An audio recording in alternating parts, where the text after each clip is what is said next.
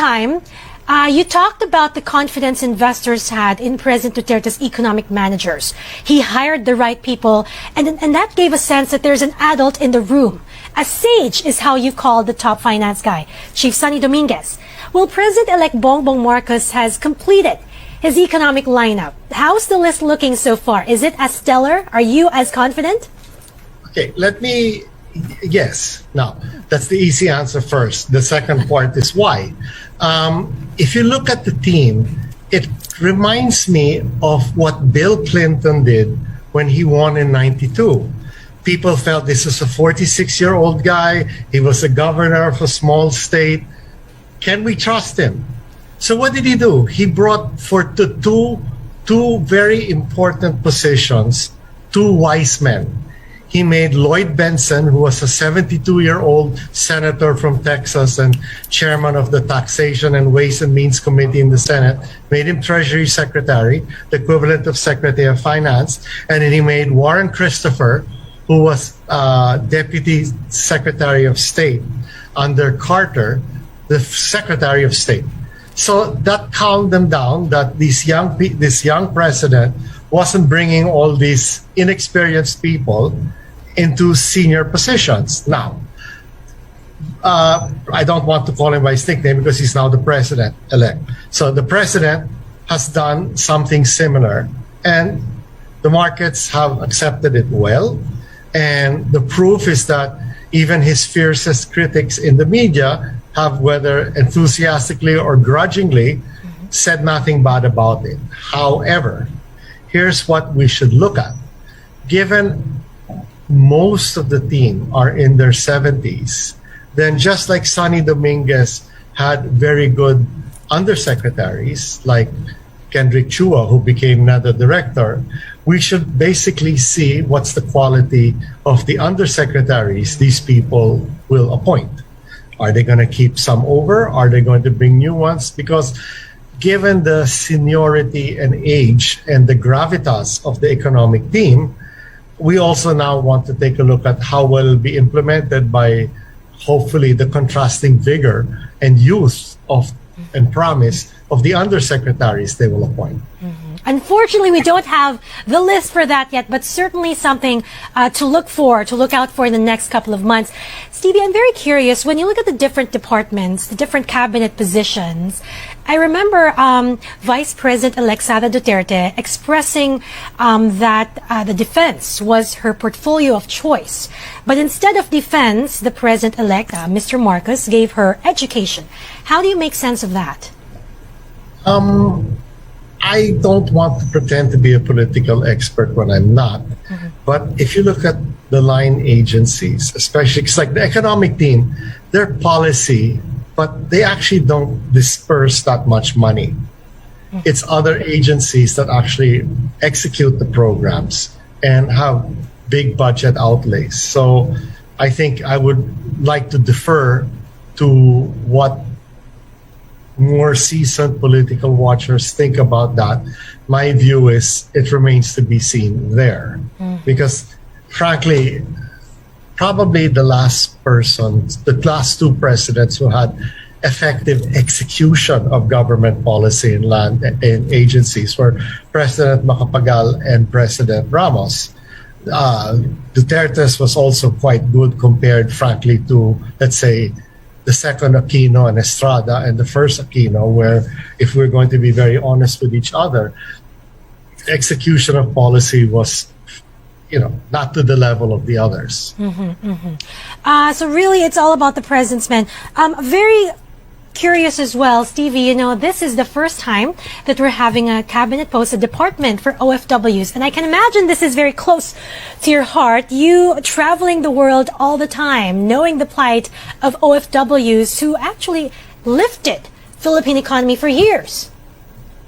Yes, and I'm very grateful that in the thousands of comments to our interviews posted, many were from OFWs who said they were very grateful that we gave them the prominence and importance that they deserve. So yes, I think this is frankly needed. I'm glad it's happening. The question is what policies and I think the policies, if I was dealing with OFW, would be twofold. One is taking care of them. The second, ideally, is eventually to make them unnecessary. If we have enough high-paying jobs for our population in the country, you don't need OFWs. It's become a necessity for us, which is unfortunate. And related to the themes I was discussing, one of the things, I was saying, like, what are the three things that I think the government should consider as having not the only things they need to do, but having a high immediate impact and ability to move quickly. One, obviously, is mining. We've discussed that in the past. Second is agriculture. And again, I'm not an expert, but the food security advocates seem to be having more and more persuasion to me, given everybody is basically restricting exports in one way or another. And so food security, in my view, becomes very important, and we can get to that another time. But the third is tourism. What is the difference between the Philippines and Thailand? We send our people abroad to service those people there. What does Thailand do? They bring the people abroad to their country and give high-paying jobs in the tourism sector to the people who then don't have to leave. Now, right, if you look at the last full year, 2019, the Philippines was very proud that they had 8.2 million tourists, above the 7.1 in 2018. And the tourists brought, I think, something like $9 billion in spending. $9 billion of the 8 million, 2 million came from Korea, I think 1.74 from China, 1 million from the US. Now, it doesn't break down how much of those are OFWs coming back for vacation or balikbayans just taking a break, and how much are real tourists. But that's 8.2 million. All right, we have 112 million people, more or less. Vietnam, with 96 million people, and they've only been pushing tourism recently, had 18 million visitors in 2019. Thailand had 40 million visitors in 2019. That's how easy low-hanging fruit can be made to increase. Again, we are basically 1/5 of Thailand and less than half of Vietnam. And yet we have a longer shoreline. A longer shoreline. And Thailand only really started moving. I remember when I started covering Thailand in 2015, 2016. Vietnam in 2015, 2016. The rooms were terrible. There were very few decent hotels. But just in basically 5-7 years, they've turned it around, and now they're more than double the Philippines. So what should we do? I mean, I would think, okay, if you look at tourism, what is the first thing tourists want? They want to fly to where they want to go, not fly to this place, then fly to that place, then take a boat, then take a car. So if you look at Thailand, especially from the high tourist source countries like Japan, China, Korea, Russia, before Europe, you fly straight to Phuket. You fly straight to Koh Samui. And then, so that they don't overdevelop, like the guy who owns Bangkok Airways and Koh Samui Airport was a client of mine. I did a deal before for one of his other companies, a hospital company, which, by the way, won Deal of the Year. But 2006, okay? But he told me the airport can handle so much more, but the government said you cannot have more than, listen to this, 8 million tourists a year in that island. That's what happens when you get 40 million people, okay? 40 million tourists. And because beyond that, it's no longer sustainable for the island, so develop other islands. And then it just has an effect that the experience is robust, they're happy, access is easy. Like when I was in Hong Kong and I wanted to go to Phuket, I flew straight to Phuket. I didn't have to go via Bangkok. So that's easy. And we're building airports. We have to do some, that's why all these people who keep saying, leave it to the private sector. Some parts of the work has to be developmental rather than demand driven and therefore profit justifying. Sometimes you build to develop and to spur it. But there's very low hanging fruit that's available there. Wait, Stevie. Am I getting that? Because there's always a notion that the private sector always does it better. You don't think so? Sorry. Not all the time. It's an irrelevant point sometimes because, okay, look at the US. The private sector built the interstate highway system. If they did not build the interstate highway system, would all those flyover states have developed? No. Part of government's work is to spur development, to invest. Private sector will meet a bottleneck or a need because that's where it can. Okay, let's get my simplest point. What do investors want? Foreign, local, anyone. What is the number one thing they're looking for? What? Profit. I mean, you can throw up all the incentives, all the laws, all the everything. Unless they're going to make money, They're not they don't gonna care. Okay. And if they can make a lot of money, they will live with the restrictions. Okay, Vietnam's exports have grown 23 times in the last 21 years. That's how much, okay? It has basically doubled every year for the last 21 years because of manufacturing. Okay, are they open? You cannot get to the telecom sector. You cannot get into power distribution. You cannot get into power transmission. Banks are limited to 30% foreign ownership and 15% per individual shareholder without permission. So why is everybody going to Vietnam with all those restrictions? Because they're going to make money. All right. So, Stevie, how do we tell investors they'll make money here? I mean, when you talk about FDIs. Don't tell them if they make money, they will come. So what do you start with? You start by having a holistic view.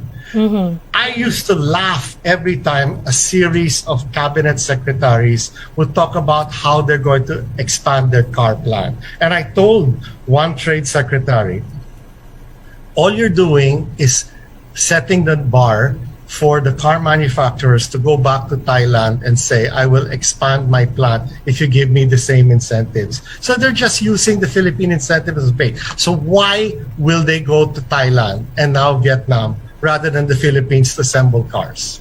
Because you'll make more money there. Why will you make more money there? The costs could be lower. Okay, two things. Costs. One cost comes from power. In heavy manufacturing, power is 40 to 60% of the cost. So if you start out with power being 30 to 40% more, you're already penalizing your plant by 20%. You're starting with, it's like you start the basketball game, you're losing 20-0 to start. Number one. Number two, supply chain. Do you have to import everything to then create something? You have to have steel if you want to do, you have to have rubber, you have to have parts. You know, you think how much of a Toyota car is made by Toyota? A lot of it is assembled by Toyota, the engine block is. A lot of things are suppliers. There are thousands of suppliers. Same thing with Apple. Every phone, how much is made by Apple? How much are suppliers who do this part, that part, and have economies of scale? So until we start thinking holistically on supply chain and on costs, all these incentives and opening up is secondary. Because unless they're going to make money, they're not going to come. Stevie, and if they make money, they will work around restrictions as long as they're not too restrictive. Stevie, it's a tall order, clearly. I don't think we can fix those problems in 6 years, but President-elect Bongbong can start. Exactly. Exactly. And again, that's the legacy. You start. And my other point is, can we have a consensus? Because clearly this is not a political asset. Okay, some people are very upset, some people are very happy. But what is the biggest message I've gotten from the last election?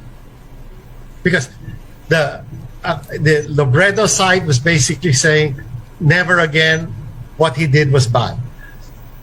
The Bongbong side, which won, basically said, let's go a new future because the existing system doesn't work and the old one wasn't so bad, relatively speaking. But what has really been the message, whether you agree or not? The people want a tabula rasa. They want to start afresh. And so we have a clear winner, whether you like that person or not. And I'm on record saying I wasn't in favor of anybody. So I'm I'm very negatively neutral. Okay, so but I wasn't in favor of anybody for reasons I've explained previous shows. But the people have said they want a tabula rasa. Let's just start again. And if we're going to start again, and we need to, can certain things be beyond partisanship and beyond personality? Again, like I look at India, whether it's the Congress party that wins, Modi that wins, Janata before it wins, nobody touched IIM and IIT because they were beyond politics. In the arts, until very recently, way in the 1970s, Abreu started the Sistema in Venezuela, where they basically had community orchestras for youth. It now led to great conductors like Gustavo Dudamel is out of that system. Rafael Payare is out of that system. The Simon Bolivar Orchestra records for Deutsche Grammophon, the most prestigious classical label. But whether it was Hugo Chavez, whether it was somebody else, it carried on. Now, only recently has it become politicized, but certain things, whether in the arts, whether in business, whether in civil service, whether in education, can we one of the things that's very good is, for the first time, we have a change in administration which is not hostile to the prior one. Maybe there won't be the 2-year period where they're too busy investigating the last administration before doing anything. So if only for that, we might not waste 2 years this time. All right. Steve.